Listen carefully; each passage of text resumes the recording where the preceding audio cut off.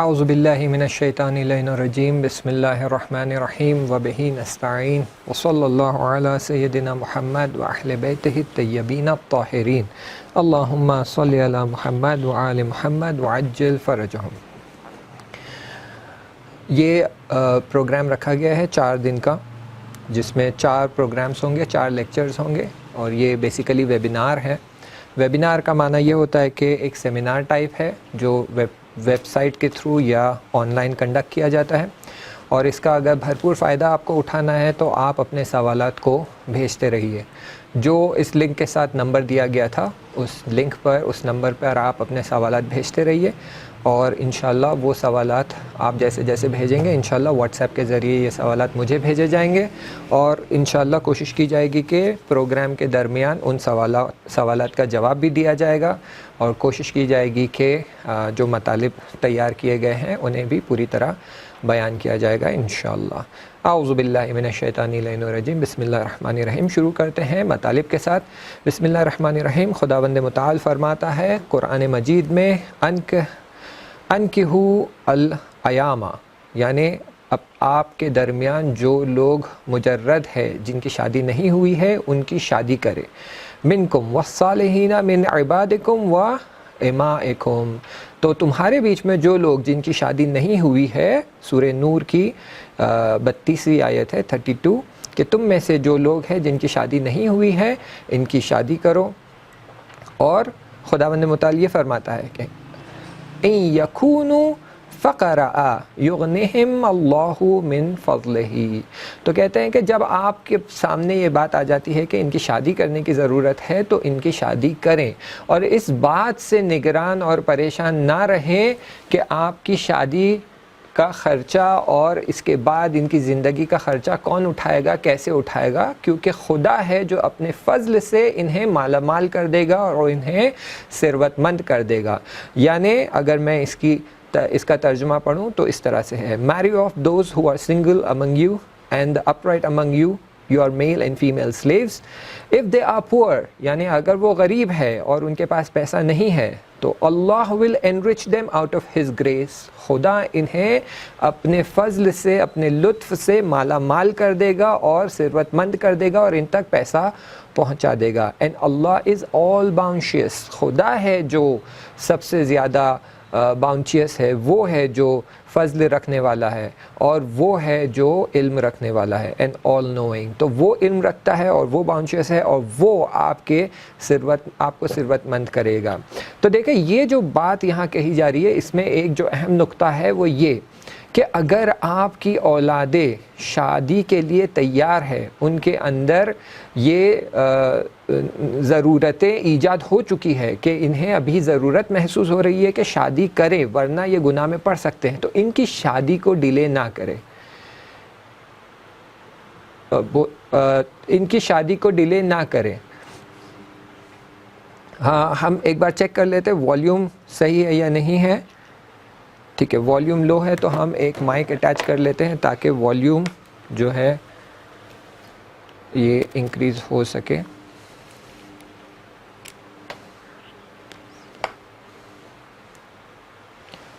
خب انشاءاللہ ابھی والیوم انشاءاللہ صحیح آنی چاہیے، لاؤڈ اینڈ کلیئر ہونا چاہیے۔ ایک بار چیک کر لیتے ہیں واپس سے کہ والیوم صحیح آ رہی ہے نہیں آ رہی ہے۔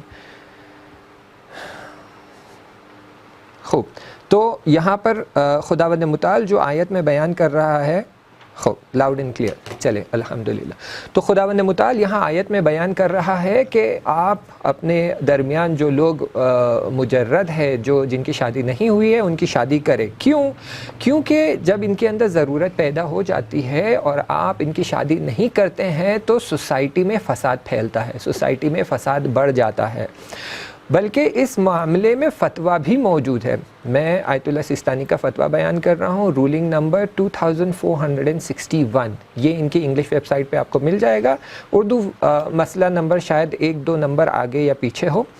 اس میں آیت اللہ سیستانی بیان فرماتے ہیں، کہتے ہیں it is obligatory for someone who falls into sin on account of not having a wife to get married، یعنی یہ کہ اگر کوئی شخص ہے جس نے شادی نہیں کی ہے اور شادی نہ ہونے کی وجہ سے اگر امکان ہے کہ وہ گناہ میں مبتلا پڑ جائے، گناہ میں پڑ جائے یا گناہ میں مبتلا ہو جائے تو اس پر واجب ہے کہ وہ شادی کرے.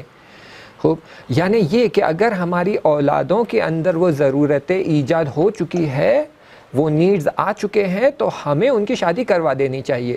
ہمیں یہ نہیں سوچنا چاہیے کہ بھائی ابھی تو بیچارے کی پڑھائی چل رہی ہے، پڑھائی کے بیچ میں شادی کروا دیں گے کیا ہو جائے گا، ابھی تو جاب بھی نہیں لگی ہے، جاب نہیں لگی ہے، تھوڑی سی سیلری ہے. لڑکی کے بارے میں کہتے ہیں ابھی سے پڑھنے دو، تھوڑا پاؤں پر سنبھلنے دو. نہ، یہ سب کریں گے تو اس کی وجہ سے یہ ہوگا کہ سوسائٹی میں فساد بڑھ جائے گا. اور اگر بچہ خود کہہ رہا ہے کہ میری شادی کروا دے اور والدین شادی نہیں کروا رہے ہیں تو اس کا گناہ دونوں کو ہوگا. دونوں کو کس لیے؟ اس لیے کہ ایک واجب کام سے آپ اپنے بچے کو روک رہے ہیں، اس لیے آپ کو اس کا سوال پوچھا جائے گا اور امکان ہے کہ اس کے لیے آپ کو سزا بھی دی جائے گی کہ آپ نے اپنے بچے کو ایک واجب کام سے روکا ہے. دوسری طرف سے بچے پر یہ واجب ہو چکا تھا کہ وہ شادی کرے، کیونکہ اگر وہ نہیں کرے گا تو وہ گناہ میں پڑ جائے گا، اور آپ کے روکنے کی وجہ سے اگر وہ گناہ میں پڑ جاتا ہے تو آپ کو بھی اس کا گناہ ہوگا، آپ کو بھی اس کی سزا ملے گی اور بچے کو بھی اس کی سزا ملے گی، کیونکہ بچے نے گناہ کیا ہے اسے سزا ملے گی، اور اس کے گناہ کرنے کا باعث اس کے والدین بنے ہیں، اسی لیے انہیں بھی گناہ ملے گا. تو بلکہ باضابطہ فتویٰ موجود ہے کہ اگر آپ کو لگ رہا ہے کہ شادی نہیں ہونے کی وجہ سے آپ گناہ میں پڑ سکتے ہیں تو فوراً شادی کریے، آپ پر واجب ہے، اور اس واجب کو اگر کوئی روکتا ہے تو پھر اسے بھی گناہ ہوگا. تو عزیزان، یہ بحث جو ہماری ہے اسپاؤس سلیکشن کی، یہ بہت امپورٹنٹ بحث ہے. میں نہیں جانتا اس میں کون لوگ شرکت کر رہے ہیں، امکان ہے کہ والدین شرکت کر رہے ہیں یا نوجوان شرکت کر رہے ہیں یا میرڈ کپل سوچ رہے ہوں گے کہ بھائی ابھی تو ہمارا اسپاؤس سلیکشن کا وقت تو گزر گیا، ہم نے شادی کر لی ہے، اب ہمیں کیا سننا یہ مطالب. تو بہت افسوس کی بات ہے کہ کچھ بہت ہی امپورٹنٹ پوائنٹس آپ مس کر رہے ہیں. اسپاؤس سلیکشن میں ہم بہت ساری باتیں کور کرنے والے ہیں جو آگے کے سیشن سے ریلیٹڈ ہوں گے، کیونکہ یہ ایک پورا سیکوینس ہے، یہ ایک پوری سیر ہے، یہ ایک پورا طریقہ ہے کہ اگر آپ چاہتے ہیں کہ آپ کی زندگی خوشحال ہو، آپ کی زندگی بہشتی ہو، آپ کی دنیا اور آخرت کامیاب ہو، تو آپ کو ایک روند، ایک میتھڈ، ایک پروسیس فالو کرنے کی ضرورت ہے. اور وہ پروسیس فالو کرنے کے لیے آپ کے لیے ایک یہ آپشن ہے کیا کہ آپ اپنے ہمسر کو کیسے سلیکٹ کریں گے، آپ کے اسپاؤس کو سلیکٹ کرتے وقت کون سے کرائیٹیریاز کو ذہن میں رکھیں گے، اور اس کے بعد جب شادی ہو جاتی ہے تو آپ کے لیے بہت آسان ہو جاتا ہے اس اسپاؤس کے ساتھ مل کر زندگی کرنا. اور کیونکہ یہ آسان ہو جاتا ہے تو پھر آپ ایک دوسرے کی مدد کر کے کمال کی طرف بڑھ سکتے ہیں. تو دیکھیں یہ پورا ایک پروسیس ہے کہ صحیح اسپاؤس کو سلیکٹ کرنا. کیونکہ آپ نے صحیح اسپاؤس کو سلیکٹ کیا، آپ کی زندگی صحیح و سالم آگے بڑھے گی. کیونکہ زندگی صحیح و سالم آگے بڑھے گی تو آپ کمال کی طرف آگے بڑھیں گے، اور آپ جتنوں کے ساتھ مل کر اپنی زندگی کریں گے، چاہے پھر وہ جوائنٹ فیملی ہو، چاہے پھر وہ رشتہ دار ہو، چاہے پھر وہ پڑوسی ہو، سب کے ساتھ آپ کا ریلیشن شپ اچھا رہے گا and you will benefit totally. تو بحث ایک سیکوینشل بحث ہے. بحث اس لیے نہیں ہے کہ کچھ لوگ اس سے فائدہ اٹھائیں گے اور کچھ لوگ اس سے فائدہ نہیں اٹھائیں گے، ایسا نہیں ہے. تو جو لوگ اس بحث میں حاضر ہیں، اگر ممکن ہے تو آپ نوٹس لکھیں، کیونکہ بہت امپورٹنٹ پوائنٹس بیان کیے جانے والے ہیں. یہ نوٹس آپ ابھی سے لکھ کر رکھیں تاکہ آپ کو آپ کے اسپاؤس سلیکشن میں بھی یہ نوٹس کام آئیں گے، اور اگر آپ کی شادی شدہ زندگی ہے تو بھی آپ کو یہ نوٹس کام آئیں گے. اسی لیے اس کو مجلس کی جگہ ایک ویبینار کے انداز میں رکھا گیا ہے تاکہ یہاں پر سارے مطالب آسانی سے بیان کیے جائیں، آپ اس میں نوٹس لکھ سکیں، اور اگر سوالات ہیں تو اسے آپ پوچھ سکیں. تو یہ تھی پہلی آیت جس میں خداوند متعال کہہ رہا ہے کہ اگر آپ لوگوں کے بیچ میں کچھ ایسے لوگ ہیں جو شادی کی عمر کے ہو چکے ہیں تو ان کی شادی کریں. اور آیت اللہ سستانی اور دیگر مراجع سارے یہی کہتے ہیں کہ اگر بچے کی شادی کی عمر ہو چکی ہے، چاہے وہ لڑکا ہو یا لڑکی، اور آپ کو ڈر ہے کہ اس کی شادی نہیں ہونے کی وجہ سے یہ گناہ میں پڑ سکتے ہیں، تو واجب ہے کہ ان کی شادی ہو جائے. اور اگر یہ شادی ہونے میں کوئی رکاوٹ بنتا ہے تو دونوں پر گناہ ہوگا، دونوں پر خدا کا عذاب ہوگا. ہم آگے دیکھتے ہیں کہ کچھ روایتیں موجود ہیں جو بہت ہی شدید اور سنگین روایتیں ہیں ان کے بارے میں، جو شادی ہونے میں کوتاہی کرتے ہیں اور شادی انجام دینے میں پیچھے ہٹتے ہیں۔ اس کے بعد خداوند متعال آ کر فیملی سسٹم کے لیے یعنی ہسبینڈ اینڈ وائف کے لیے ایک بہت ہی پیاری آیت بیان کرتا ہے، اور یہ آیت مولانا سلیم نے بھی اپنی تقریر میں بیان کیا تھا، انہوں نے توضیح دی تھی۔ میں یہاں پر صرف ٹچ اپ کروں گا اور چھوٹے سے مثال کے ساتھ پھر ہم آگے بڑھ جائیں گے، اور وہ آیت یہ ہے کہ ہن لباس لکم، وہ تمہارے لباس کی طرح ہے، وانتم لباس لہن، ہن یعنی خواتین کی طرف اشارہ ہے، یہ جو ہن ہے یہ ایک پروناؤن ہے جو خواتین کی طرف اشارہ کر رہا ہے، اور یہ کہہ رہا ہے کہ تمہاری زوجائیں یعنی تمہاری وائفز تمہاری لباس کی طرح ہے اور تم ان کے لباس کی طرح ہو۔ یعنی کیا؟ یعنی یہ کہ آپ دونوں ایک دوسرے کے ساتھ اتنے نزدیک ہیں، اتنے کلوز ہے کہ آپ دونوں ہمیشہ ساتھ میں رہتے ہیں، اور لباس کا کام یہ ہے کہ آپ کے عیب کو چھپائے، آپ کو پروٹیکٹ کرے۔ لباس کیا کرتا ہے؟ آپ کے جسم میں جو عیب ہے انہیں چھپاتا ہے اور آپ کو زینت دیتا ہے، آپ کو زیادہ خوبصورت بناتا ہے، آپ کو زیادہ بیوٹیفل بناتا ہے۔ تو خداوند متعال کہہ رہا ہے کہ خواتین اپنے شوہر کا لباس ہے، یعنی خواتین اپنے شوہر کو زینت دیتے ہیں۔ کیسے زینت دیتے ہیں؟ اسے ترقی میں مدد کرتے ہیں، اور دوسروں کے سامنے جب بات کرنے کی باری آتی ہے تو اپنے شوہر کے بارے میں اچھی باتیں بتاتے ہیں، اسے نیک اور شریف انسان بتاتے ہیں اور اس کے عیب کو چھپاتے ہیں۔ خوب۔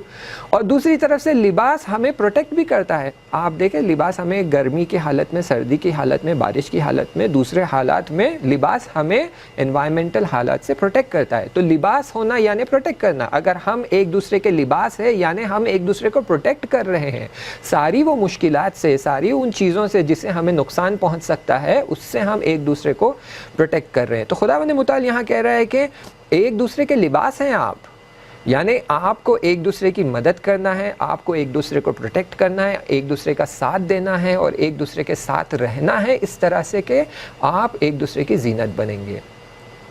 اور ایک آیت خداوند متعال کہہ رہا ہے، اور یہ بہت ہی امپورٹنٹ آیت ہے، اسے بھی مولانا سلیم نے اپنے تقریر میں بیان کیا تھا۔ اس آیت کو ہم لیتے ہیں اور اس کی تھوڑی وضاحت کرتے ہیں اور پھر روایات کے ذریعے آگے بڑھتے ہیں بحث میں۔ خداوند متعال فرماتا ہے، دیکھیں بہت ہی امپورٹنٹ آیت ہے، یہ سورہ روم کی آیت ہے، ورس نمبر 21۔ میں پہلے عربی میں پڑھوں گا پھر ٹرانسلیشن پڑھوں گا، آپ چاہیں تو جا کر ریفر کریں اور اسے دقت سے پڑھے۔ وَمِنْ آیَاتِهِ یعنی اور اس کی نشانیوں میں سے ہے، اس کی یعنی کس کی؟ خداوند متعال کی۔ وَمِنْ آیَاتِهِ اور خدا کی نشانیوں میں سے ہے، کیا ہے؟ ان خلق لکم من انفسکم ازواجا، یہ کہ خلق کیا تمہارے لیے تم میں سے ازواج کو، یعنی تمہارے لیے تم میں سے ہی اسپاؤزز کو خلق کیا ہے، چاہے پھر وہ زن ہو یا مرد۔ اگر مرد ہے تو تمہارے لیے تمہارے ہی اندر سے تمہارے لیے ایک وائف کو خلق کیا ہے، اور وائف ہے تو تمہارے لیے تمہارے ہی درمیان میں سے ایک شوہر کو خلق کیا ہے۔ اس کے بعد سب سے امپورٹنٹ بات آتی ہے، اسی پر توجہ کرنے کی ضرورت ہے، باقی باتیں سب اپنی جگہ پر۔ خود قرآن میں خداوند متعال یہ فرما رہا ہے، اسی لیے اس پر اتنی زیادہ توجہ کرنے کی ضرورت ہے۔ یہ بات کہنا کہ ہم نے تمہارے درمیان تمہارے لیے اسپاؤزز کو خلق کیا ہے، ٹھیک ہے، تو اس کی اہمیت کیا ہے؟ اس کی اہمیت یہاں آگے بیان کی جا رہی ہے۔ کیوں خلق کیا ہے تمہارے بیچ میں، تمہارے درمیان میں، تمہارے لیے اسپاؤسز؟ اس لیے لِتَسْكُنُوا إِلَيْهَا، تاکہ تم ان میں سکون پا سکو۔ یعنی تم جب شادی کرتے ہو تو تم شوہر اپنی زوجہ کے ذریعے سکون پا سکو، تم اے زوجہ اپنے شوہر کے ذریعے سکون پا سکو۔ شادی اس لیے کی گئی ہے تاکہ تم ایک دوسرے میں سکون پا سکو، تاکہ یہ سکون باعث بنے کہ تم خدا اور اہل البیت سے تقرب حاصل کر سکو۔ سکون کے لیے خداوند متعال نے شادی رکھی ہے، تاکہ ہم ایک دوسرے سے جب شادی کرتے ہیں تو ایک دوسرے کے اندر ہمیں سکون مل سکے۔ یہ خداوند متعال قرآن میں فرما رہا ہے۔ اگر یہ سکون نہیں مل رہا ہے تو اس کے ریزنز ہے۔ خوب، میں کیوں یہ بیان کر رہا ہوں؟ اس لیے تاکہ جب آپ اپنا اسپاؤس سلیکٹ کریں تو آپ کا کرائیٹیریا ایسا ہونا چاہیے کہ اس کرائیٹیریا کے ذریعے آپ کو یہ حاصل ہو سکے کہ میں اس کرائیٹیریا کے ذریعے اپنے اسپاؤس میں سکون ڈھونڈ سکوں۔ ایسے کون سے کرائیٹیریاز ہیں جو اگر میرے اسپاؤس میں ہوں گے، میرے ہمسر میں ہوں گے، میرے شوہر یا زوجہ، ہسبینڈ یا وائف، جو بھی اس میں ہونا چاہیے جس کے ذریعے مجھے سکون حاصل ہو سکے؟ اگر یہ کرائیٹیریاز موجود نہیں ہیں تو ایسے شخص سے شادی کرنا معقول نہیں ہے، لاجیکل نہیں ہے۔ پھر خداوند متعال کہتا ہے خوب سکون تو رکھ دیا میں نے، اس کے علاوہ اور کچھ نعمتیں ہیں میری، وہ کیا ہے؟ وَجَعَلَ بَيْنَكُمْ مَوَدَّةً وَالرَّحْمَةً، میں نے قرار دیا ہے تم دونوں کے بیچ میں مودت، مودت کہتے ہیں بے تحاشا محبت کو، مودتاً ورحمہ، میں نے تم دونوں کے بیچ میں بے تحاشا محبت اور رحمت کو قرار دیا ہے۔ یعنی یہ کہ خداوند متعال نے شادی کو رکھا ہے اس لیے تاکہ آپ دونوں کے بیچ میں سکون حاصل ہو سکے اور مودت اور رحمت حاصل ہو سکے۔ مودت یعنی محبت، اور شادی کے ذریعے رحمت۔ میں نے پچھلے جلسے میں بیان کیا تھا کہ شادی کا ہدف ہے کہ رحمت حاصل ہونا۔ خوب، اس کے بعد خداوند متعال کہتا ہے اِنَّ فِي ذَلِكَ لَآیَاتٍ لِقَوْمٍ یَتَفَکَّرُونَ، قطعاً اس میں نشانیاں ہیں اس قوم کے لیے جو تفکر کرتی ہے، تدبر کرتی ہے، ایسی قوم کے لیے جو تفکر اور تدبر کرتی ہے۔ اب دیکھیں خداوند متعال یہاں ایک بہت ہی اہم بات کہہ رہا ہے۔ خداوند متعال یہ کہہ رہا ہے کہ میں نے آپ کے لیے شادی رکھی ہے، اور آپ کے لیے آپ کے بیچ میں سے ازواج کو خلق کیا ہے، یعنی ہسبینڈ اینڈ وائف کو۔ کیوں؟ تاکہ آپ کو سکون حاصل ہو سکے اور آپ دونوں کے بیچ میں محبت رہے اور آپ دونوں کے بیچ میں رحمت برستے رہے۔ یہ نشانیاں ہیں خدا کی، کس کے لیے؟ وہ قوم کے لیے جو یتفکرون، جو سوچتی ہے، تفکر کرتی ہے۔ یعنی یہ کہ جو قوم سمارٹ ہے، انٹیلیجنٹ ہے، سوچنے والی ہے، تدبر کرنے والی قوم ہے، وہ قوم شادی سے بھرپور فائدہ اٹھاتی ہے، تاکہ اس شادی کے ذریعے فیملی سسٹم میں سکون حاصل ہو سکے، اس فیملی سسٹم میں بھرپور بے تحاشا محبت حاصل ہو سکے، اور اسی فیملی سسٹم کے ذریعے اس فیملی پہ خدا کی رحمتیں نازل ہو سکے۔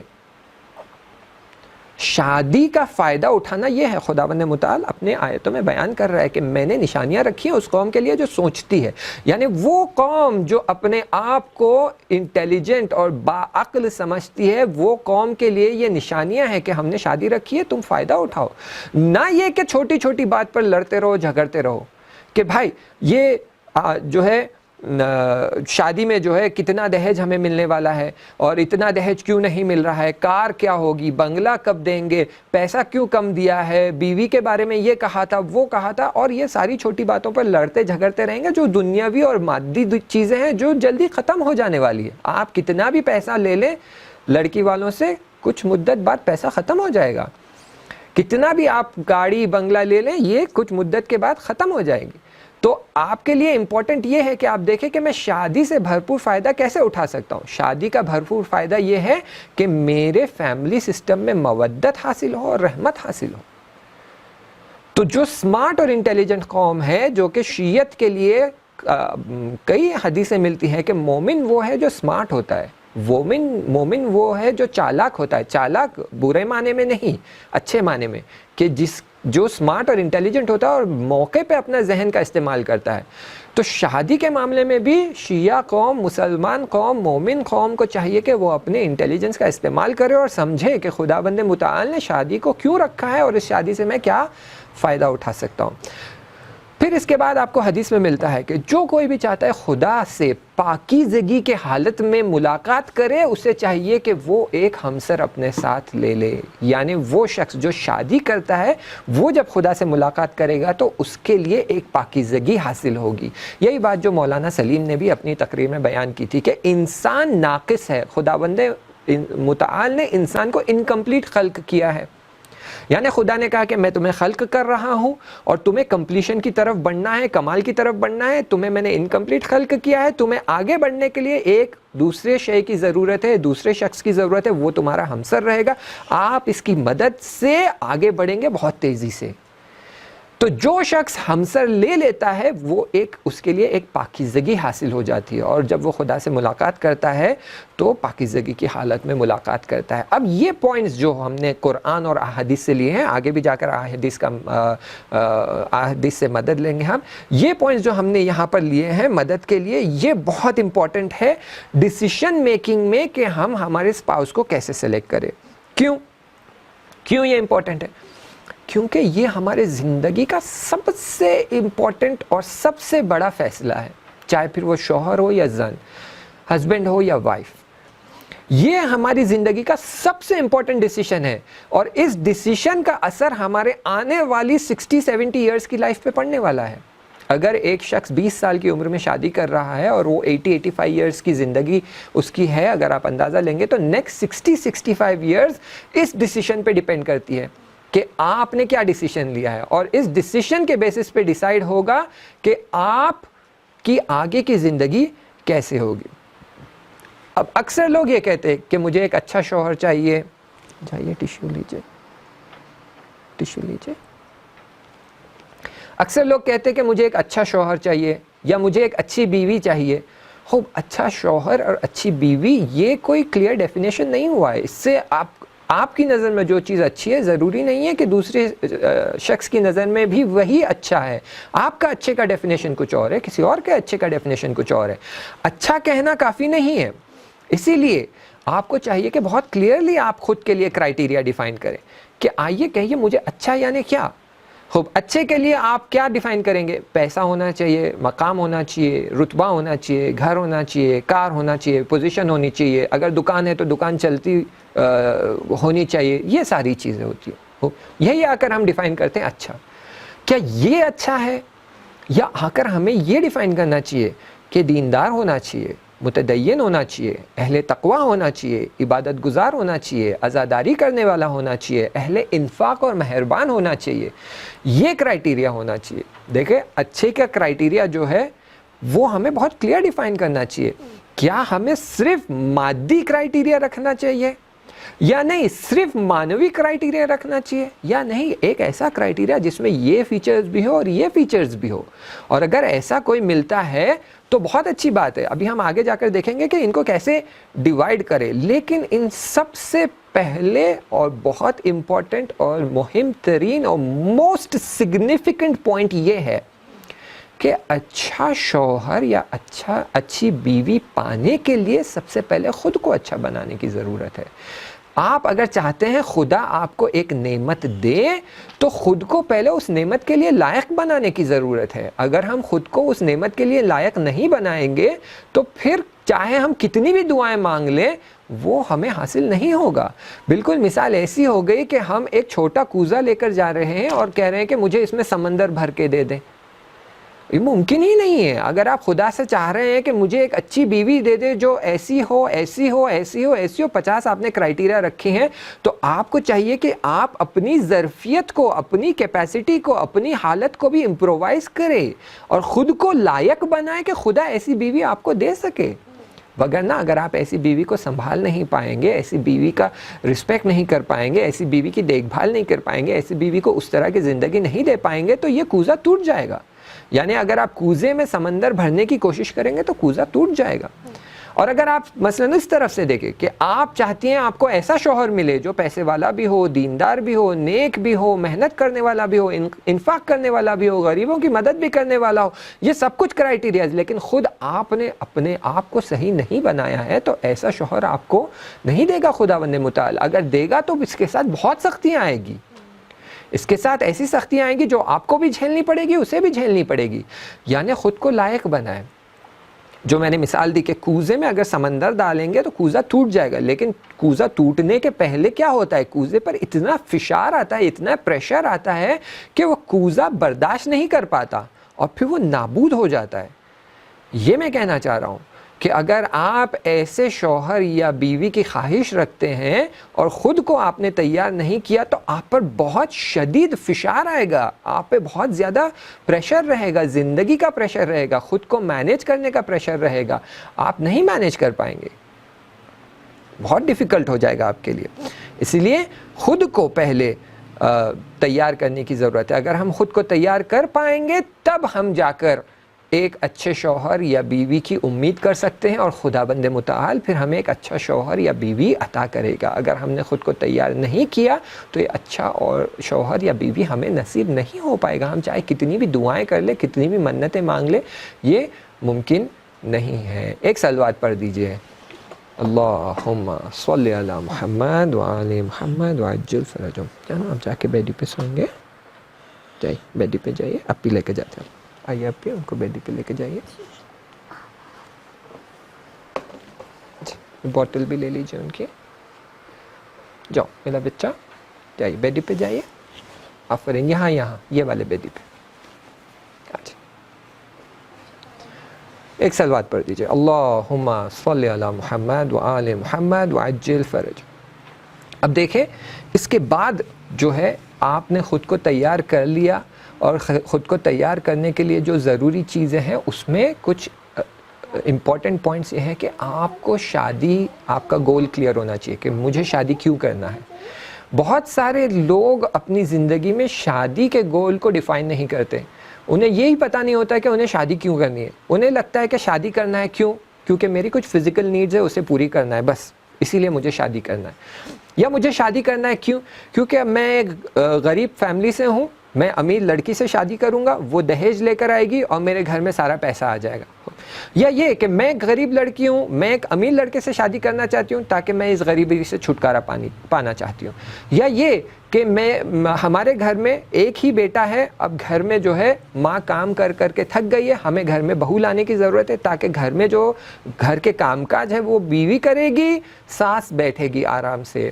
خوب, یہ سارے جو گولز ہیں یہ بہت ہی پست گولز ہیں, بہت ہی چھوٹے گولز ہیں. یعنی اس طرح سے آپ سوچیں کہ آپ کو ایک بڑا سا جہاز دیا گیا ہے, آپ کو ایک ایئر کرافٹ دیا گیا ہے, اور وہ ایئر کرافٹ کی کیپیسٹی یہ ہے کہ آپ چاند پر جا سکتے ہیں. تو اس ایئر کرافٹ کی کیپیسٹی یہ ہے, اس کو سو جانے دیجیے, ڈسٹرب مت کیجیے. اس ایئر کرافٹ کی کیپیسٹی یہ ہے کہ یہ آپ اس کی مدد سے چاند پر جا سکتے ہیں, ٹھیک ہے. لیکن آپ کہہ رہے ہیں کہ نہیں میں اس کے ایئر کرافٹ سے بازو والی گلی میں جانا چاہتا ہوں. یعنی واقعاً آپ ضائع کر رہے ہیں, ویسٹ کر رہے ہیں اس کیپیسٹی کو. تو یہ جو گولز ہیں وہ بہت کلیئر ہونی چاہیے ہمارے لیے. اگر ہمارے گولز کلیئر نہیں ہیں تو یہ ہمارے لیے بہت نقصان دائق ہو سکتے ہیں. بہت میسیجز آئے ہیں گولز کو لے کر اور یہ پوائنٹس کو لے کر. مثلاً بیان کیا گیا ہے کہ ایک لڑکے نے ایک لڑکی سے شادی کیا, وہ لڑکی دیندار, حجاب پہننے والی, اچھی فیملی سے, اور شادی کے بعد ہی دونوں میں بار بار جو ریلیشن شپ ہے وہ سٹرینفل ہو گیا ہے کہ دونوں میں لڑائی جھگڑے ہو رہے ہیں, بحث ہو رہی ہے, یہ ہو رہا ہے وہ. آخرکار اس لڑکی نے پوچھا کہ تم نے مجھ سے شادی کی کیوں؟ تو پھر یہ لڑکا بتاتا ہے کہ بھائی دیکھو مجھے کیسے رشتے آ رہے تھے, دیکھو میرے پاس اتنی خوبصورت لڑکی کا رشتہ آیا تھا, اس طرح کے لباس نامناسب لباس کے فوٹوز دکھا کے ایسے لباس پہننے والی لڑکی کے رشتے آ رہے تھے, فلان فلان فلان آ رہے تھے, لیکن میں نے ان سب کو ٹھکرا کر تم سے شادی کی. تو اس نے کہا مجھ سے شادی کی کیوں؟ کہا کہ بھائی اگر یہ خوبصورت اور یہ اس طرح کے لباس پہننے والی لڑکیوں سے میں شادی کرتا تو یہ تھوڑی میری بوڑھی ماں کا خیال رکھتے. میں نے تم سے اس لیے شادی کی تاکہ تم میری بوڑھی ماں کا خیال رکھ سکو. تو آپ گھر میں شادی کر کے ایک اسپاؤس نہیں لا رہے ہیں جو آپ کو کمال تک, خدا تک, اہل البیت تک پہنچا سکے. آپ گھر میں ایک ایسی لڑکی کو لانا چاہتے ہیں جو آپ کے گھر کی کام والی بنے.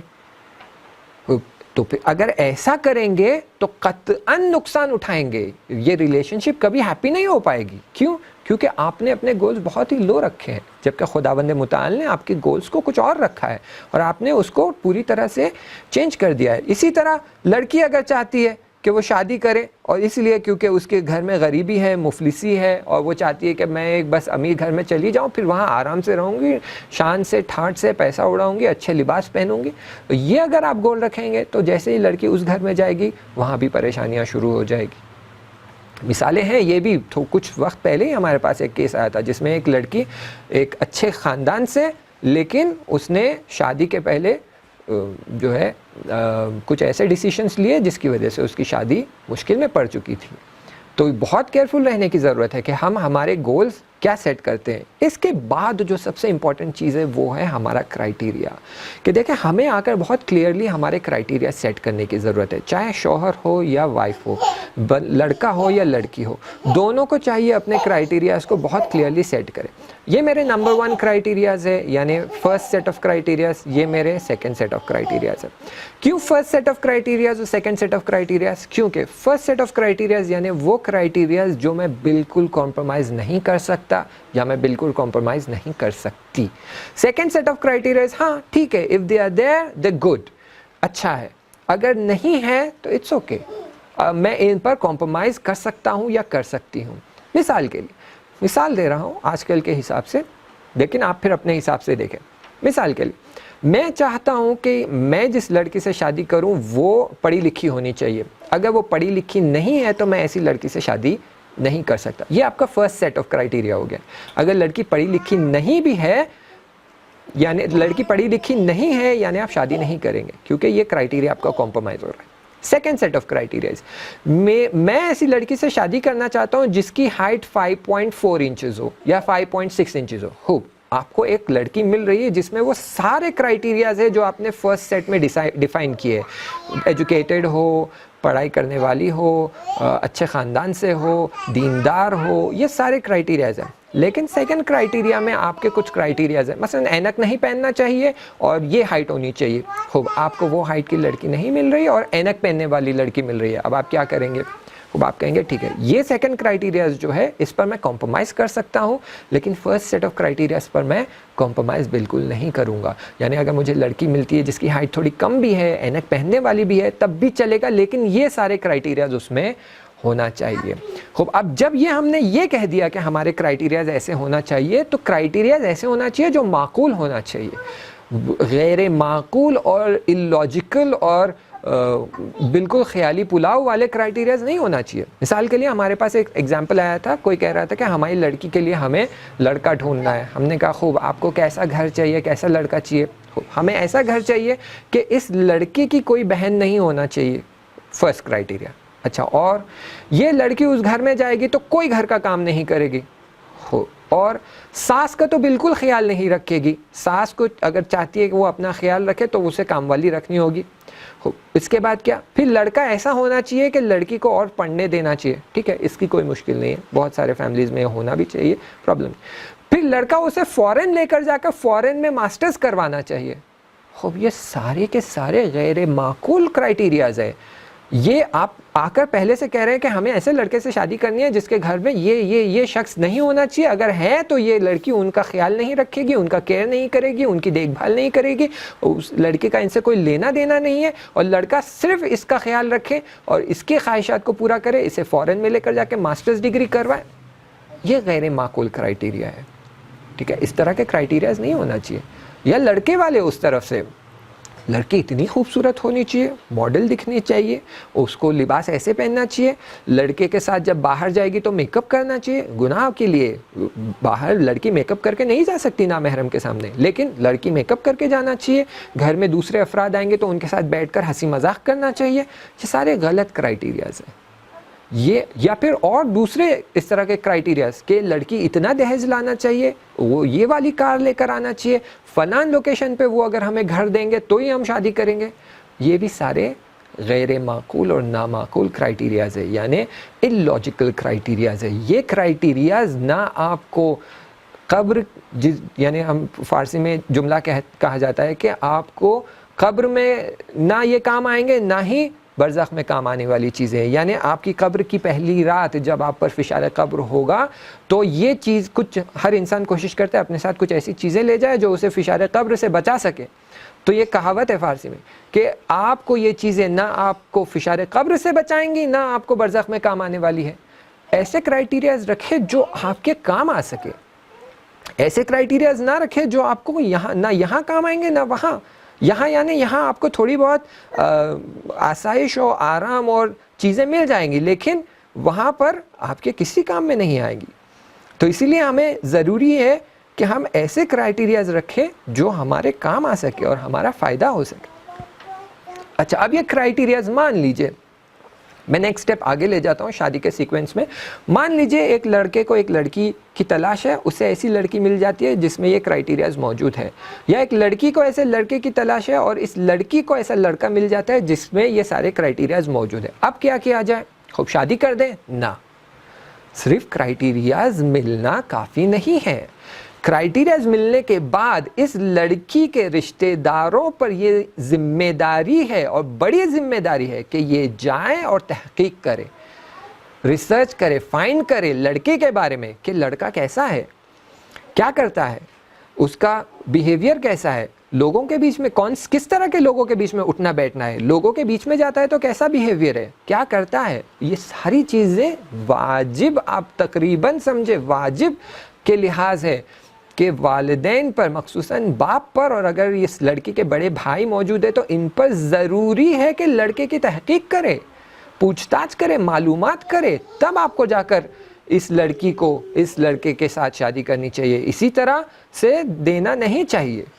ٹھیک ہے, مثال بھی ہے ہمارے پاس موجود کہ ہمارے پاس ایک پیرنٹس نے ہمیں اپروچ کیا اور کہا کہ دیکھیے ہمارے پاس اس ایک لڑکے کا رشتہ آیا ہے اور ہماری بیٹی کے لیے وہ ہاتھ مانگ رہے ہیں, ہم کیا کریں؟ تو ہم نے کہا آپ نے لڑکے کی کیا ریسرچ کی؟ تو ہم نے کہا لڑکے کے بارے میں ہم نے جتنا ہو سکا پوچھ تاچھ کی, ہم نے خود ہمارے رشتہ داروں سے اور ان کے رشتہ داروں سے پوچھا. سب نے کہا لڑکا بہت پڑھا لکھا ہے, اتنی اس کی سیلری ہے, جبکہ سیلری انہوں نے منتھلی اینول سیلری کو منتھلی سیلری دکھایا تھا. خوب, یہ غلط, جھوٹ بول کر اگر آپ شادی کرتے ہیں, فتویٰ موجود ہے کہ اگر آپ نے لڑکی کو کہا کہ لڑکا فلان صفت رکھتا ہے, فلان کیپیبلٹیز رکھتا ہے, اتنی سیلری کماتا ہے, فلان جو بھی آپ نے جتنی تعریفیں کی ہیں وہ تعریفوں کے بعد شادی کر دی ہے, چاہے پھر یہ نزدیکی کرے, پہلی رات ساتھ میں بتائے یا نہ بتائے, اگر لڑکی کو پتہ چلتا ہے کہ اس کے اندر وہ کوالٹیز نہیں ہے تو لڑکی کو طلاق بھی دینے کی ضرورت نہیں ہے, وہ ایسے ہی اس شادی کو کینسل کر سکتی ہے کیونکہ آپ نے جھوٹ بول کر شادی کی ہے. ٹھیک ہے, تو ہمارے پاس یہ کیس آیا ہے, یہ لڑکا ہے, اس کی سیلری فلان ہے, اینول سیلری کو وہ منتھلی سیلری دکھا رہے تھے. پھر ہم نے لڑکی والوں سے بھی یعنی ہمارے رشتہ داروں سے بھی پوچھا, اس کے رشتہ داروں سے بھی پوچھا, انہوں نے کہا لڑکا ہیرا ہے, بہت نیک ہے, دیندار ہے, فلان ہے, یہ ہے. تو ہم نے کہا ٹھیک ہے, ان سب سے تو آپ نے پوچھ لیا, خود اس لڑکے کے بارے میں آپ اور کیا تحقیق کر پائے ہیں؟ انہوں نے کہا کہ خوب ہم نے کچھ زیادہ نہیں, جتنا اتنا ہو سکا. ہم نے کہا نہیں, آپ جائیں اس لڑکے کے آئی ڈی کے ذریعے اسے آپ فیس بک پر دیکھیں, انسٹاگرام پر دیکھیں اور دوسرے جگہوں پر دیکھیں یہ لڑکے کے پرسنل تھاٹس کیا ہے, کیونکہ لوگ اکثر جو ہے فیس بک پر, انسٹاگرام پر یہاں جا کر اپنے آئیڈیاز, اپنے وچار, اپنے جو تھاٹس ہیں وہ بنا سوچے سمجھے ٹائپ کر دیتے ہیں اور بتا دیتے ہیں کہ میں یہ میرے حساب سے یہ ہونا چاہیے تھا, وہ ہونا چاہیے تھا. تو انہوں نے کہا ٹھیک ہے یہ بھی کرتے ہیں.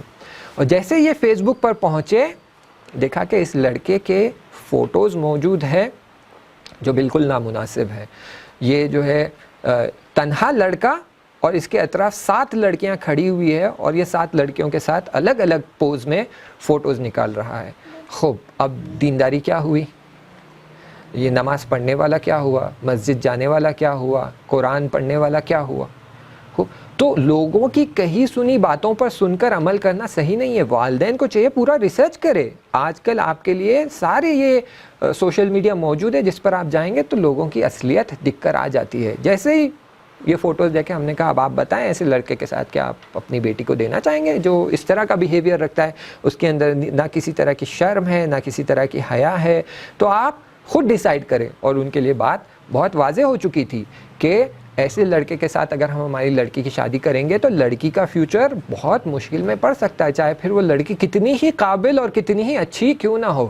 تو اسی لیے والد پہ اور اگر اس لڑکی کے بڑے بھائی موجود ہیں تو ان پر ضروری ہے کہ جتنی زیادہ تحقیق کر سکتے ہیں اتنی تحقیق کریں اور پھر انہیں ڈھونڈ کے نکالیں اور پھر اس لڑکے کے بارے میں طے کرے کہ یہ لڑکا صحیح ہے یا نہیں.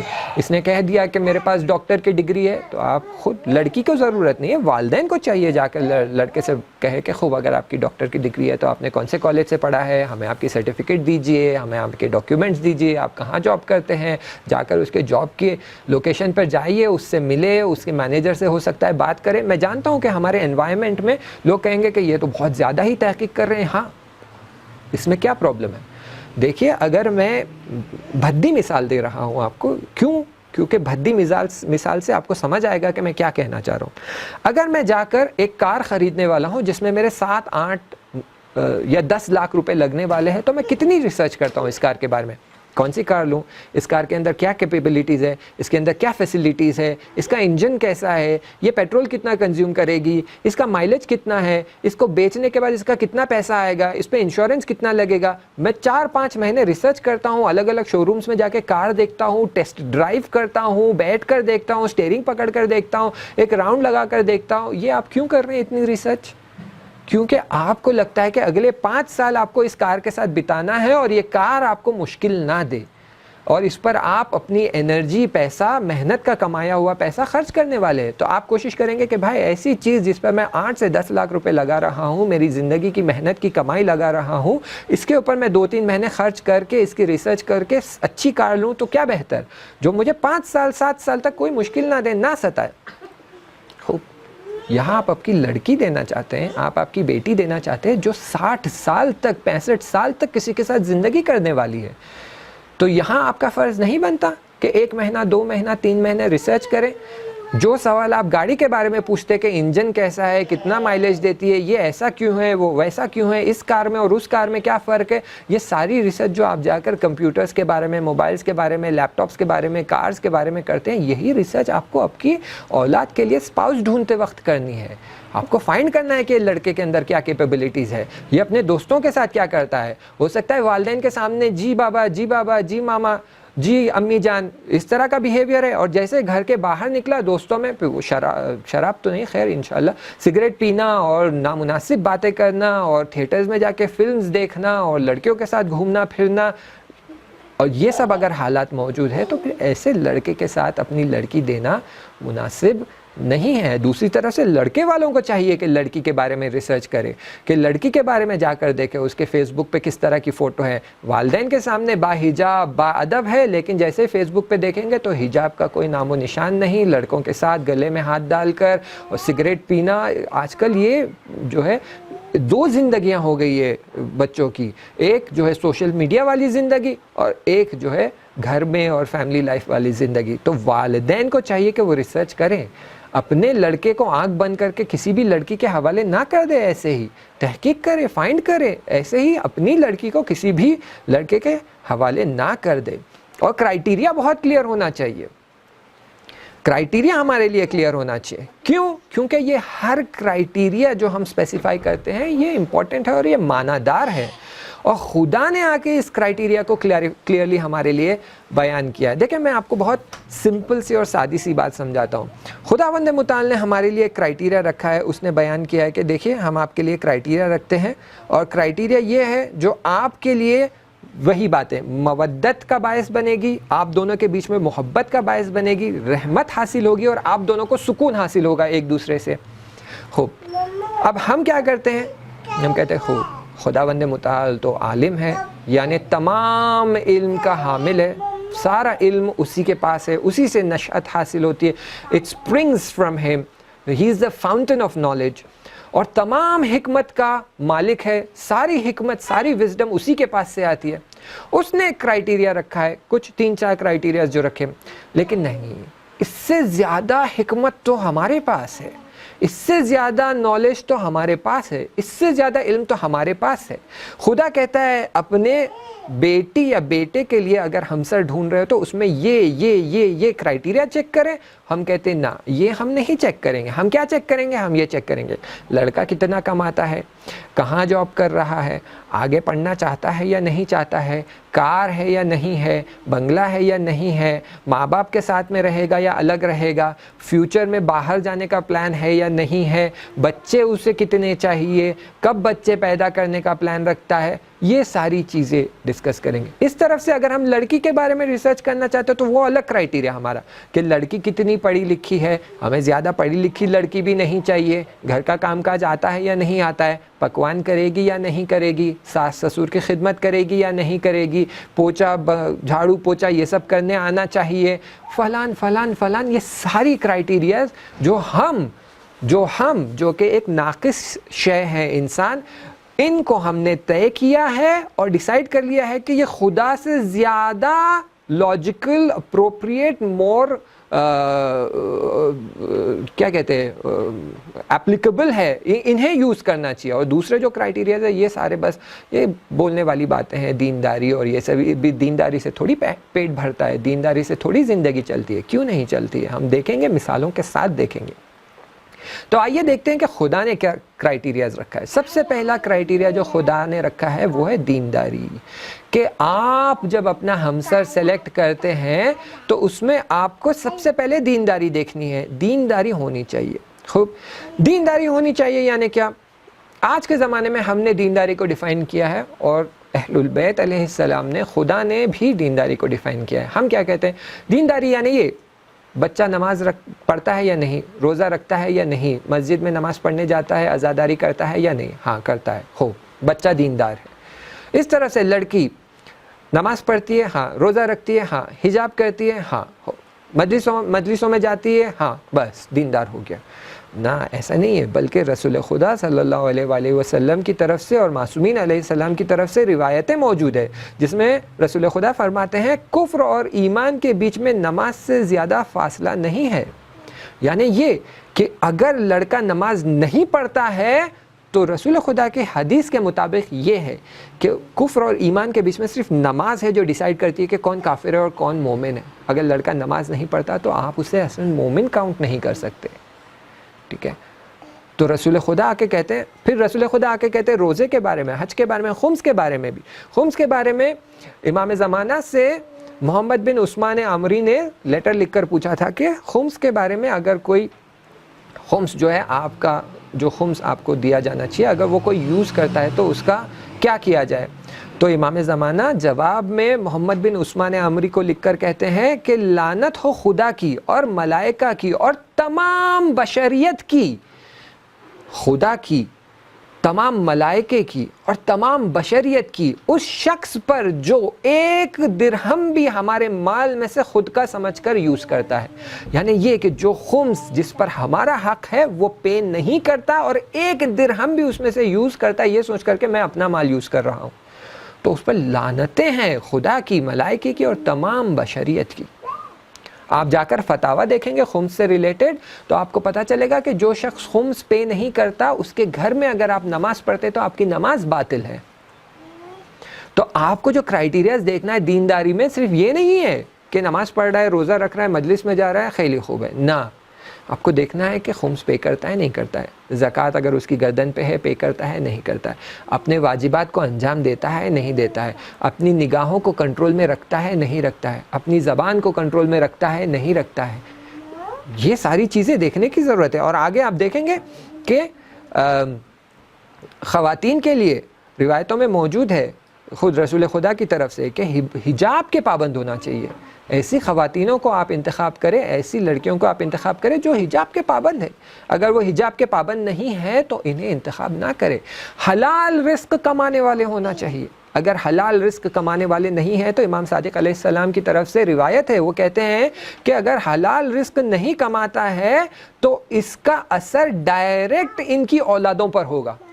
یعنی حرام رزق جو آپ کے پیٹ میں جائے گا اور آپ کے پیٹ کے ذریعے سے، آپ کے صلب کے ذریعے سے آپ کی زوجہ کے پیٹ میں جائے گا، اس کے رحم میں جائے گا، وہ بچہ پھر جب پیدا ہوگا تو اس پر وہ حرام رزق کا اثر ہوگا کہ پھر وہ خدا کی بتائی ہوئی باتیں اور احکام اور راستوں پر عمل نہیں کرے گا. تو آپ کو یہ سب بھی چیک کرنا ہے کہ رزق اس کا حلال ہے یا حرام. ہم آپ کو ایک مثال دیتے ہیں. یہاں زوار آئے ہوئے تھے، زوار سے ہم ملنے گئے تو زوار میں سے ایک شخص تھا جو بزنس کرتا تھا. ہم نے جب اس سے بات کی تو اس نے کہا کہ بھائی آج کل کے زمانے میں بغیر رشوت کے تو بزنس بھی آگے نہیں بڑھتا. تو ہم نے کہا کیسے؟ تو کہا کہ فلان مشکل ہے اور وہاں جب تک رشوت نہیں دیں گے تو ہم یہ بزنس کر ہی نہیں پائیں گے. تو ہم نے کہا کہ آپ کیوں نہیں بزنس چینج کر دیتے؟ تو انہوں نے کہا کہ بس آپ مولاناؤں کی یہی مشکل ہے. مشکل یہ ہے کہ آپ کو جب ہم بزنس کا کوئی طریقہ بتاتے ہیں جہاں سے بہت سارا پیسہ کمایا جا سکتا ہے لیکن وہاں تھوڑا بہت یہ رشوت دینا اور یہ کرنا پڑتا ہے تو آپ لوگ فوراً کہتے بزنس بدل دے، گھر چھوڑ دے، اسکول چھوڑ دے، شہر چھوڑ دے. بھائی ہم رشوت نہیں دیتے ہیں تو ہم پیچھے رہ جاتے ہیں. مسلمان کتنا پیچھے رہ گئے، کتنا غریب رہ گئے. اور کفاروں کو دیکھو، وہ رشوتیں دے دے کر کہاں سے کہاں نکل گئے. دیکھیے امبانیز کو، پیٹرول سٹیشن پہ کام کرنے والا تھا وہ شخص، آج وہ دنیا کا 5th richest man بن گیا ہے. خوب، تو تھوڑی بہت رشوت دینے سے کیا ہوگا؟ تھوڑی بہت رشوت دینے سے یہ ہوگا کہ آپ کی اولادیں جن کے اندر یہ حرام رزق کا اثر ہوگا یہ پھر امام کی مطیع نہیں ہوں گے. بھائی میرے عزیزو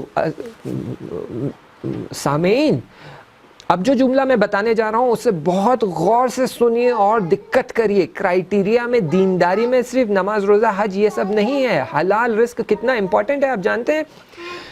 امام حسین علیہ السلام میدان کربلا میں اپنے زمانے کے امام ہیں، اپنے زمانے کے امام ہیں، میدان کربلا میں یزیدی فوج سے مخاطب ہو کر ایک خطبہ دے رہے ہیں اور یزیدی فوج پر امام کی باتوں کا کوئی اثر نہیں ہو رہا ہے، تو امام کہتے ہیں جانتے ہو تم پر میری باتوں کا اثر کیوں نہیں ہو رہا ہے؟ کیونکہ تمہارے پیٹ حرام سے بھرے ہوئے ہیں۔ اتنا امپورٹنٹ ہے یہ میٹر کہ اگر کسی کے پیٹ میں حرام رزق جاتا ہے تو اس پر اس کے زمانے کے امام کی بات کا اثر بھی نہیں ہوتا ہے۔ تو دینداری میں آپ صرف یہ مت دیکھیں نماز پڑھتا ہے، روزہ رکھتا ہے، مجلس اٹینڈ کرتا ہے، ہاں تو بہت دیندار فیملی ہے بھائی، ان کے گھر میں تو شادی کروانا چاہیے، نہ، دوسری چیزیں دیکھیں، خمس رزق کہاں سے آتا ہے، حلال رزق ہے یا حرام رزق ہے، لوگوں کو گول پھرا کر پیسہ کما رہے ہیں یا واقعاً زحمت اٹھا کر پیسہ کما رہے ہیں۔ اگر زحمت اٹھا کر پیسہ کما رہے ہیں تو پھر حلال رزق ہے، اگر حلال رزق ہے تو پھر اولاد پاک ہوگی، اولاد نیک ہوگی، اور پھر یہ آگے بڑھ سکے گا سلسلہ کہ آپ اپنی اولادوں کی تربیت کر سکیں گے امام کے ناصر بننے کے لیے، وگرنہ پھر امام ظہور کریں گے اور امام لوگوں کو دعوت کریں گے کہ آؤ حق کی طرف، کوئی نہیں آئے گا۔ کیوں؟ کیونکہ وہی بات جو امام حسین نے کہا کہ کیونکہ تمہارے پیٹ حرام سے بھرے ہوئے ہیں، اس لیے میری بات کا اثر تم پر نہیں ہو رہا ہے۔ اور اس حد تک کہ ان کے پیٹ میں حرام جو کھانا بھرا ہوا تھا اس کا اثر اتنا شدید تھا، اس حد تک کہ انہوں نے نہ یہ دیکھا کہ امام کے خیمے میں چھوٹے چھوٹے بچے ہیں، خواتین ہیں، بوڑھے ہیں، مریض ہے، فرق نہیں پڑتا، انہوں نے پانی بند کر دیا۔ جنگ کے میدان میں 7 سال کا، 9 سال کا، 10 سال کا، 13 سال کا لڑکا آتا ہے، کوئی فرق نہیں پڑتا، لوگوں نے تلواریں بھی چلائی ہیں، نیزے بھی چلائے ہیں، خنجر بھی چلائے ہیں، پتھر بھی پھینکے، حتیٰ 6 مہینے کا بچہ آ جائے تب بھی اس پر تیر چلایا ہے۔ کیوں؟ کیونکہ پیٹ حرام سے بھرے ہوئے ہیں۔ تو حلال رزق کوئی معمولی چیز نہیں ہے، خداوند متعال نے جو کرائیٹیریا سیٹ کیا ہے یہ ایسے ہی ہوا میں سیٹ نہیں کیا ہے، خدا جانتا ہے کہ ہر چیز کا کاز اینڈ ایفیکٹ ہے، یہ کاز رہے گا تو اس کا یہ ایفیکٹ رہے گا، حرام رزق پیٹ میں جائے گا تو اس کا یہ ایفیکٹ ہونے والا ہے۔ اسی لیے میں تم سے کہہ رہا ہوں کہ ایسے شخص کو انتخاب کرو جس کا حلال رزق ہو، اگر حلال رزق ہوگا تو پھر تمہاری اولادیں ایسی ہوگی جو مطیع بنے گی، اولادیں ایسی ہوگی جو امام کی اور خدا کی اطاعت کرے گی۔ پھر یہاں پر جو ہے امام صادق علیہ السلام فرماتے ہیں کہ کسی کو انتخاب کر رہے ہیں تو آپ یہ مت دیکھیے کہ وہ شخص نماز پڑھتا ہے یا نہیں پڑھتا ہے، کیونکہ صرف نماز پڑھنا کافی نہیں ہے، اگر وہ حرام رزق لا رہا ہے تو اس کی ساری عبادتیں بالکل ویسی ہے جیسے کہ پانی پہ گھر بنانا۔ یعنی یہ کہ اگر ایک شخص غریبوں کی مدد بھی کر رہا ہے، حج پر بھی جا رہا ہے ہر سال، ساری زندگی ہر دن سال کا روزہ رکھ رہا ہے، نمازیں بھی پڑھ رہا ہے، سب کچھ کر رہا ہے، ہر عبادت جو اس نے سنی ہے، مستحبات، یہ سب کچھ انجام دے رہا ہے، بالکل یہ ایسا ہے جیسے وہ ایک بہت بڑا قلعہ بنا رہا ہے اور اس قلعے کا فاؤنڈیشن پانی ہے، کہ اس پانی کے فاؤنڈیشن پہ یہ قلعہ کتنا پائیدار رہے گا، کتنا محکم رہے گا۔ تو بالکل یہ کرائیٹیریاز کو لائٹ مت لے کہ خداوند متعال نے جو کرائیٹیریاز اور اہل البیت نے ہمیں جو کرائیٹیریاز بتائے ہیں انہیں بالکل بھی آپ لائٹ نہ لے، یہ بہت امپورٹنٹ کرائیٹیریاز ہے، یہ خداوند متعال نے کچھ سوچ سمجھ کر یہ کرائیٹیریاز رکھا ہے تاکہ امت فلاح کی طرف، اصلاح کی طرف اور پروگریس کی طرف آگے بڑھ سکے۔ آئیے میں اس موضوع پر آخری حدیث آپ کو بتا دوں، بلکہ 2 حدیثیں، کہ ایک حدیث جو امام صادق علیہ السلام کی طرف سے، وہ کہتے ہیں لوگوں کے نماز پڑھنے اور روزے رکھنے سے فریب نہ کھائیے۔ یعنی اگر آپ کو ایک شخص ملتا ہے جو نماز پڑھ رہا ہے، مقرر نماز پڑھ رہا ہے، مقرر روزے رکھ رہا ہے، تو یہ مت سوچئے کہ یہ دیندار ہے۔ کیوں؟ کیونکہ وہ آ کر علت بھی بیان کرتے، کیونکہ لوگ خدا کے عذاب سے ڈرتے ہیں، وہ ڈرتے ہیں کہ اگر میں نماز نہیں پڑھوں گا، روزہ نہیں رکھوں گا تو مجھے خدا عذاب میں مبتلا کرے گا۔ خوب، اس لیے وہ روزہ اور نماز، بلکہ اگر آپ چاہتے ہیں کہ لوگوں کو آزمائیں تو انہیں سچ اور امانت داری پر آزمائیں، یعنی یہ دیکھے کہ سامنے والا کتنا سچ بول رہا ہے، کتنا امانت دار ہے. اگر واقعاً خدا کا خوف اس کے دل میں ہے تو امانت داری سے وہ کام انجام دے گا. صرف وہ جو ہے نماز پڑھ رہا ہے، روزے رکھ رہا ہے، مجلسیں اٹینڈ کر رہا ہے، نوحہ خوان ہے، نوحہ پڑھتا ہے، بھائی اس سے کیا ہو جائے گا؟ نوحہ پڑھنے سے کیا ہو جاتا ہے؟ دیکھیں یہاں پر امام صادق علیہ السلام فرما رہے ہیں کہ اگر کوئی شخص کے پیٹ میں حرام رزق جا رہا ہے، وہ نمازیں بھی پڑھ رہا ہے، روزے بھی رکھ رہا ہے، تو وہ جو ہے پانی پر اپنی منزل بنا رہا ہے. اسی طرح آپ ادھر بھی آ کر اس کو ایکسٹینڈ کریے اس حدیث کو کہ اگر کوئی شخص اپنے رزق کا خیال نہیں رکھ رہا ہے، جو خدا کے بتائے ہوئے احکام ہے اس پہ عمل نہیں کر رہا ہے، تو چاہے پھر وہ عزاداری کرے، چاہے پھر وہ مجلس پڑھنے والا کیوں نہ ہو، میرے جیسا مجلس پڑھنے والا مولانا کیوں نہ ہو، یا نوحہ خان کیوں نہ ہو، فرق نہیں پڑتا. اس کی منزل پانی پہ بن رہی ہے، اس کا کیسل، اس کا مینشن، اس کا جو بڑا بنگلہ بن رہا ہے یہ پانی پہ بن رہا ہے. یہ پائیدار نہیں ہے، ڈوب جائے گا. قیامت کے دن اس کے پاس کچھ نہیں رہے گا، خالی ہاتھ. کیوں؟ کیونکہ اس نے اپنے حلال رزق کا خیال نہیں رکھا ہے. اور آخری چیز میں اس موضوع پر بتا دوں، ویسے تو مٹیریل بہت ہے بیان کرنے کے لیے، تقریباً اگر یہ مٹیریل دیکھیں گے تو ایک جلسہ اور لگے گا. انشاءاللہ میں جو بانی ہیں ان سے بات کرتا ہوں، اگر وہ راضی ہو جاتے ہیں تو اگلا جلسہ بھی ہم اسی ٹاپک پر رکھتے ہیں، کیونکہ یہ بہت ہی اسینشیل ٹاپک ہے. اور پھر اس کے آگے کا جلسہ ہم جو نیکسٹ جلسہ تھا شادی کے نکاح کے بارے میں اور نکاح کے کانٹریکٹ اور میرج کے بارے میں، اس کو ہم تھرڈ سیشن کر دیں گے، اور یہ جو جلسہ ہے اسے نیکسٹ سیشن کر دیں گے، کیونکہ ہمارا وقت تقریباً ختم ہونے آ رہا ہے. اور اگر سوال جواب نہیں ہے تو جو آدھا گھنٹہ سوال جواب کا ہے اس میں ہم یہ مطلب بیان کر دیں گے. اگر سوال جواب ہے تو پھر ہم سوال جواب دیں گے. آخری حدیث ہے امام رضا علیہ السلام کی طرف سے، وہ فرماتے ہیں کہ اگر کوئی تم سے تمہاری لڑکی کا ہاتھ مانگنے آئے اور تمہیں اس کی دینداری پسند آئے، دینداری کون سی دینداری؟ یہ والی نہیں جو ہم کرائٹیریا ڈیفائن کر رہے ہیں، وہ والی جو خداوند متعال اور اہل البیت نے ڈیفائن کیا ہے کہ اس کے عقائد صحیح ہونا چاہیے، خدا کو ماننے والا ہونا چاہیے، اہل البیت کو ماننے والا ہونا چاہیے، ایماندار ہونا چاہیے، امانت دار ہونا چاہیے، دھوکہ دینے والا نہیں ہونا چاہیے، حلال رزق والا ہونا چاہیے، حرام رزق والا نہیں ہونا چاہیے، نامحرم کی طرف نگاہ کرنے والا نہیں ہونا چاہیے، خواتینوں کے ساتھ ہنسی مذاق کرنے والا اور ٹائم پاس کرنے والا نہیں ہونا چاہیے. دیندار وہ جو اپنے دین کے لیے نگران ہو، پریشان ہو اور کنسرنڈ ہو کہ میرے دین پر اگر میں عمل نہیں کروں گا تو یہ دین میرے کوئی کام آنے والا نہیں ہے اور میں قیامت کے دن ناکام ہو جاؤں گا. اس طرح کا سوچنے والا شخص اگر آپ کو مل جاتا ہے اور آپ کو اس کی دینداری پسند آ جاتی ہے تو اپنی لڑکی کا ہاتھ اسے دینے سے نہ کتراؤ. اور اگر اس کی فقیری حالت اور مفلسی اور وہ شخص مفلس ہے تو اس سے نہ ڈرو. یعنی اگر آپ کو ایک شخص کی دینداری پسند آتی ہے اور آپ دیکھتے ہیں کہ اس کے پاس پیسہ نہیں ہے، یہ غریب ہے، مفلس ہے، فقیری حالت میں ہے، تو اس سے اپنی لڑکی کا ہاتھ دینے سے نہ کتراؤ، نہ ڈرو، نہ ٹینشن نہ لو. کیوں؟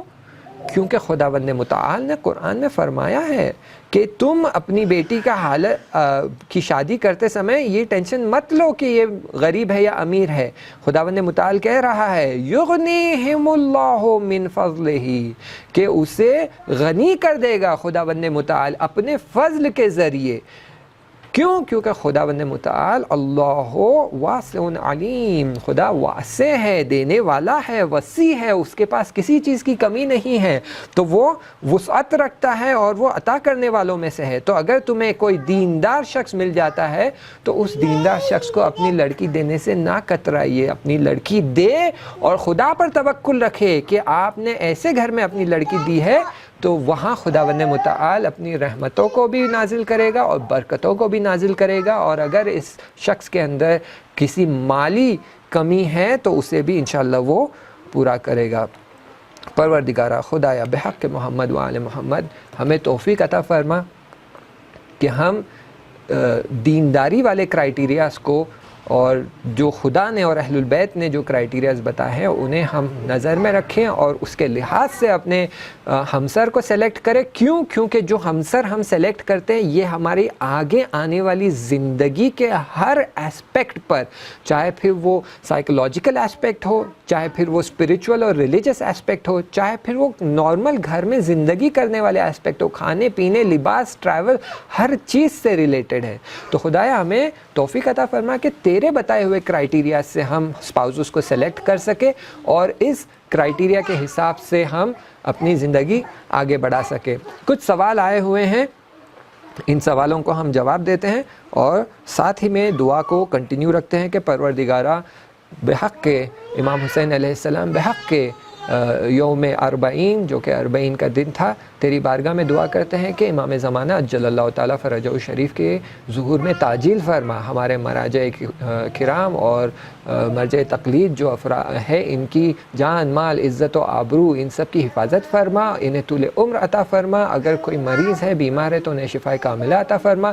تمام مومنین جو دنیا میں جہاں بھی موجود ہے انہیں اپنی حفظ و امان میں رکھ اور انہیں اس بیماری جو کرونا ہے اس سے نجات دے. اور اگر کوئی مریض ہے, بہت لوگوں نے ریکویسٹ کی ہے کہ ان کی شفا کے لیے دعا کریں, تو کوئی مریض ہے تو انہیں شفائے کاملہ عطا فرما اور انشاءاللہ ہم سب کو کرونا سے نجات دے. When people are questioned about the boy's family, people lie. And when the marriage breaks, then they say that we knew the boy had such vices, but we did not want to do ghibat. Is this justified that people hide the truth even if they are aware of it? بالکل بھی نہیں, یہ بہت ہی غلط ہے. میں اردو میں بیان کر دوں اس کا مطلب کہ لڑکے کے بارے میں ہم سے پوچھا گیا تھا لیکن ہم نہیں چاہتے تھے کہ لڑکے کی غیبت کرے, اس لیے ہم نے نہیں بتایا. اب لڑکی کی شادی ہوئی, بعد میں یہ سارے پرابلم سامنے آئے اور پھر یہ رشتہ ٹوٹ گیا. یہ تو ہم پہلے سے ہی جانتے تھے کہ لڑکا ایسا ایسا ایسا ہے, لیکن غیبت نہ ہو اس لیے ہم نے نہیں بتایا.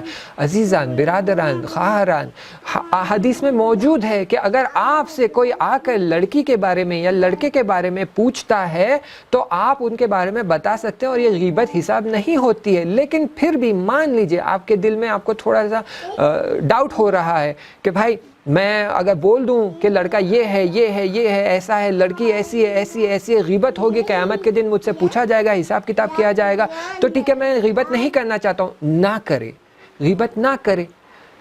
آپ جو منیمم ہے وہ یہ بتا سکتے ہیں کہ میرے پیارے بھائی اگر میری بیٹی ہوتی تو میں شاید اس خاندان میں نہیں دیتا. اتنا جملہ بتا دے, سامنے والا سمجھدار ہے, سمجھ جائے گا, اس میں کوئی غیبت نہیں ہے. آپ نے بالکل لڑکے کے کسی ایپ کو نہیں بتایا, آپ نے صرف یہ کہا کہ اگر میں آپ کی جگہ پر ہوتا تو میں یہ کام انجام نہیں دیتا. اگر اس لڑکی سے شادی کی بات سامنے آتی ہے, آپ سے پوچھا جاتا ہے کہ اس لڑکی کو ہم ہمارا بیٹا دے یا نہ دے, آپ کہیں اگر میں آپ کی جگہ ہوتا تو میں یہ کام نہیں کرتا. بس اتنا ہی کہہ دے, آپ کو غیبت کرنے کی ضرورت ہی نہیں ہے. آپ یہ ایک جملہ بتا دے, سامنے والا سمجھدار ہے وہ سمجھ جائے گا. آپ یہ بیٹھ کے پورا ان کا کچا چٹھا کھولنے کی کوئی ضرورت نہیں ہے.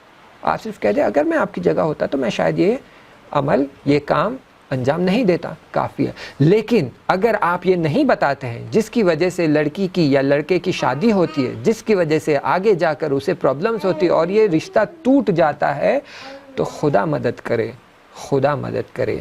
ایسے لوگوں کے لیے قیامت کے دن کیا کیا حساب کتاب کیا جائے گا, کیا کیا سوال پوچھے جائیں گے اور کیا کیا عذاب ان پہ کیے جائیں گے.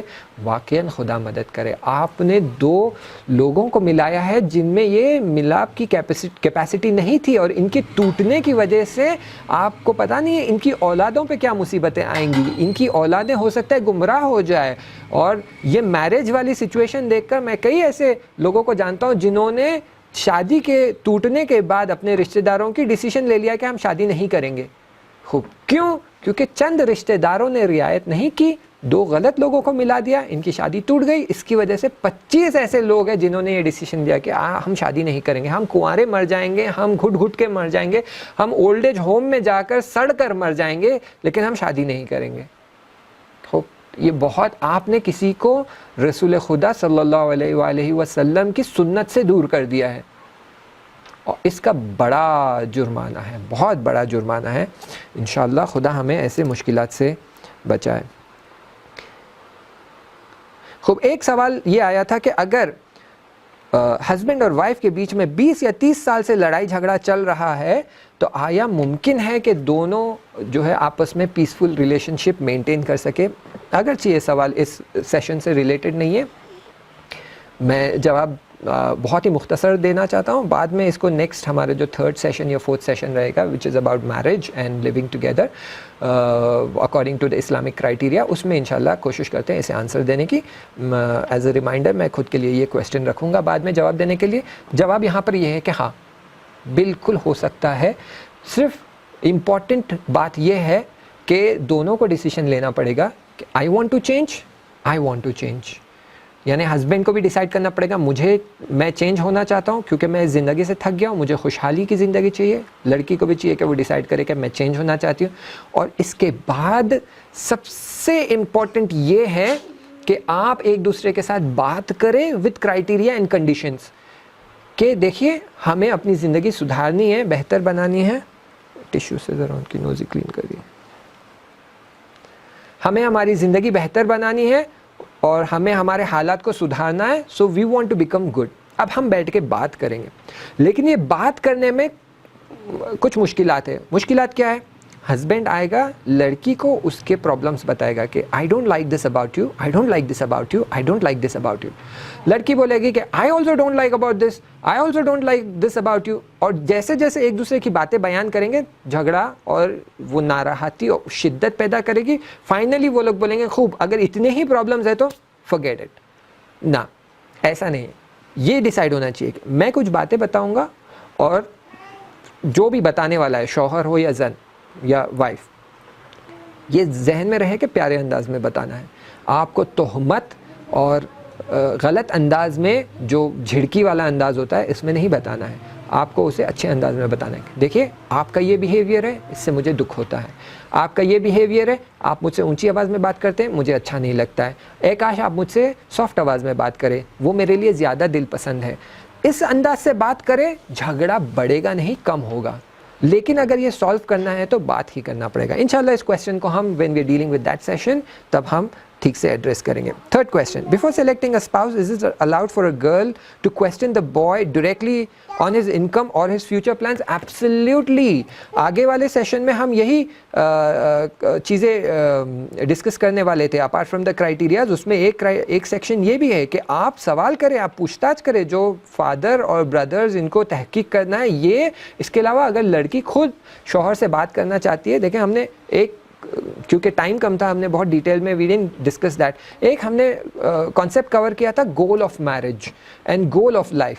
وہاں پر ہمیں یہ چیک کرنا ہے کہ سامنے والے نے اپنی زندگی کا کیا گول رکھا ہے. اس سے آپ کو پتہ چلے گا کہ وہ کیا کرنا چاہتا ہے. اگر اس نے گولز بہت ہی چھوٹے اور بہت ہی سمپل اور بہت ہی سادے رکھے ہیں تو پھر آپ کو پتہ چل جائے گا از ہی اے میچ فار یو اور ناٹ.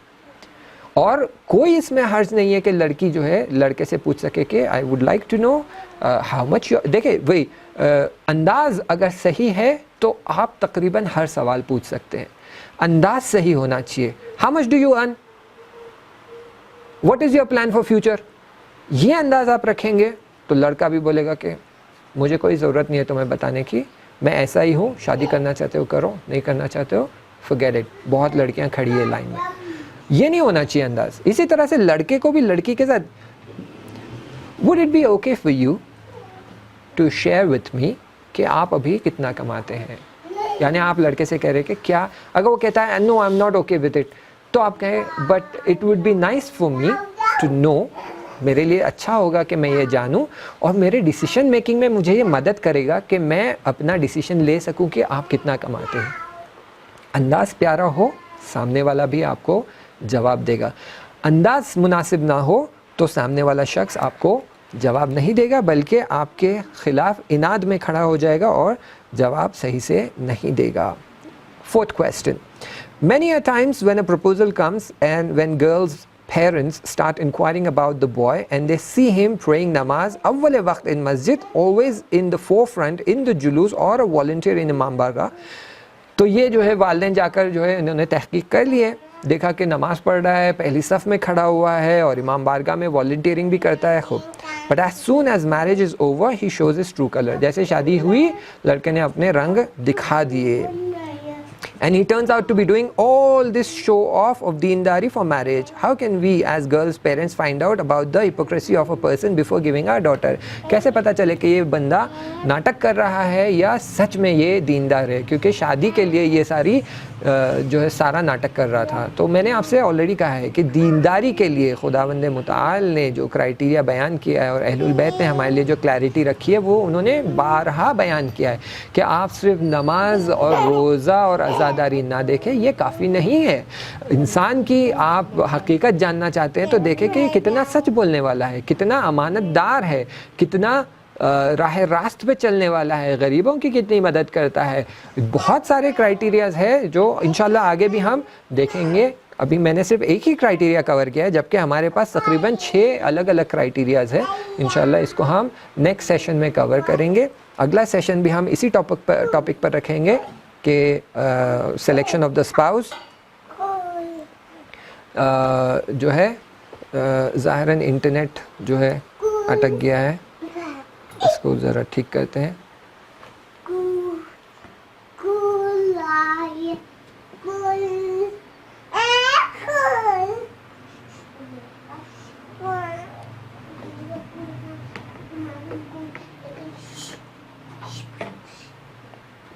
ایک سیکنڈ آپ لوگ بس تھوڑا سا وہ کر لیجئے, صبر کر لیجئے. میں ابھی انٹرنیٹ ٹھیک کر دیتا ہوں تاکہ آپ کو ویڈیو بھی صحیح سے دکھ سکے اور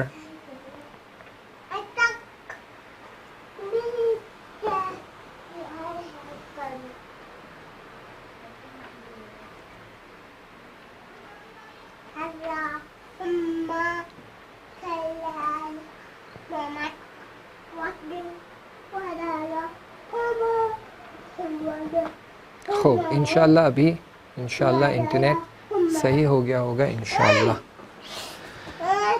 ٹھیک ہے, میں نے ہاٹ اسپاٹ پہ شفٹ کر دیا ہے. لیٹس سی انشاءاللہ انٹرنیٹ صحیح ہو گیا ہوگا. اگر نہیں ہوا ہے تو ایٹ لیسٹ آڈیو آ رہی ہے تو you can benefit from the audio. اگر آڈیو بھی نہیں آ رہی ہے تو پھر انشاءاللہ I will cover them again in the next session. تو اگلا سیشن بھی ہم اسی ٹاپک پر رکھیں گے کہ دینداری کی جو حقیقت ہے وہ, اور یہی جو کرائٹیریاز ہیں ہمارے کہ اسلامک اسپاؤس سلیکشن کیا ہوتا ہے اور کیسے اسلامک طور طریقے سے ہسبینڈ کو سلیکٹ کیا جائے, اور کیسے ایک پیار بھری محبت بھری جو خداوند متعال نے اپنے آیتوں میں بیان کیا ہے, پیار بھری محبت بھری اور مودت بھری اور رحمت بھری زندگی کو ہم گزار سکیں انشاءاللہ. ہم نے 4 سے 5 سوالوں کا جواب دیا ہے. Let me just check last time اگر کوئی اور سوال آیا ہے تو because we have few minutes on hand ہم وہ دیکھ لیتے ہیں. اگر کوئی اور سوال آیا تو ول آنسر, ورنہ پھر ٹھیک ہے. اور کوئی سوال نہیں ہے تو انشاءاللہ نیکسٹ سیشن جو ہمارا ہونے والا تھا 11th کو, اس 11th کو بھی ہم یہی سیشن کنٹینیو کریں گے اور اسی چیز کو کور کرتے ہوئے جو پوائنٹس ہیں وہ کور کرتے ہیں, اور انشاءاللہ اس کے بعد والے سیشن میں will go to the next topic انشاءاللہ. اگر آپ کے کوئی سوال ہیں اس سیشن سے related and if you have any thoughts اور کوئی آپ کے ایکسپیرینس ہے جو آپ شیئر کرنا چاہتے ہیں تو you can send it on the number that was shared with the link. آپ وہاں بھیجیں, وی ول لک ایٹ اٹ, اور اگر وہ آنسربل ہے فیزیبل ہے تو ہم آن لائن آنسر کریں گے. اور اگر کوئی ایکسپیرینس ہے which we can share so that people benefit from it and انہیں فائدہ ہو سکے ہم سر کو انتخاب کرنے میں, تو ہم انشاءاللہ وہ بھی شیئر کریں گے. آئیے دعائے فرج پڑھتے ہیں اور سیشن کو اختتام پر پہنچاتے ہیں. بسم اللہ الرحمن الرحیم. اللہم کل ولیک الحجۃ ابن الحسن صلواتک علیہ وعلی آبائہ فی ہذہ الساعہ وفی کل ساعہ ولیاً وحافظا وقائدا وناصرا ودلیلا وعینا حتی تسکنہ عرضک طوعا وتمتعہ فیہا طویلا برحمتک یا ارحم الراحمین. اللہم صلی علی محمد وآل محمد وعجل فرجہم. السلام علیکہ یا ابا عبداللہ, السلام علیکہ یا ابن رسول اللہ, السلام علیکہ یا ابن خدیجۃ الکبریٰ, السلام علیکہ یا ابن امیر المؤمنین سید الوصین, السلام علیکہ یا ابن فاطمۃ الزہراء سیدۃ النساء العالمین, السلام علی الحسین وعلی علی ابن الحسین وعلی اولاد الحسین وعلی اصحاب الحسین, السلام علیکہ یا جمیع شہداء کربلا ورحمۃ اللہ وبرکاتہ, السلام علیکہ یا غریب الغربا, السلام علیکہ یا معین الضعفاء والفقراء, السلام علیکہ یا سلطان یا ابا الحسن یا علی ابن موسیٰ الرضا, السلام علیکم ورحمۃ اللہ وبرکاتہ. السلام علیکم یا صاحب عصر والزمان، السلام علیکم یا شریک القرآن، السلام علیکم یا خلیفۃ الرحمن، السلام علیکم یا امام انس والجان، عجل اللہ تعالی فرجک وسحر اللہ تعالی مخرجک وظہورک ورحمۃ اللہ وبرکاتہ۔ اللہم صلی علی محمد وآل محمد وعجل فرجہم۔